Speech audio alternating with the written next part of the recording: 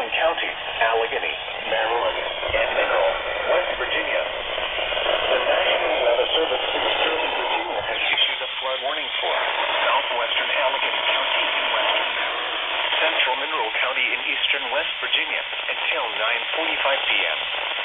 At 5:45 p.m., Doppler radar indicated thunderstorms producing heavy rain that will cause flooding. Oh, wow. Up to 1 inch of rain has already fallen, and an additional 1 to 2 inches of rain are possible within the next hour.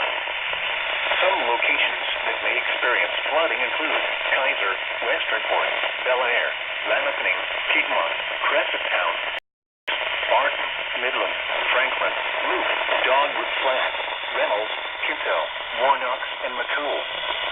Turn around. Don't drown when encountering flooded roads. Most flood deaths occur in vehicles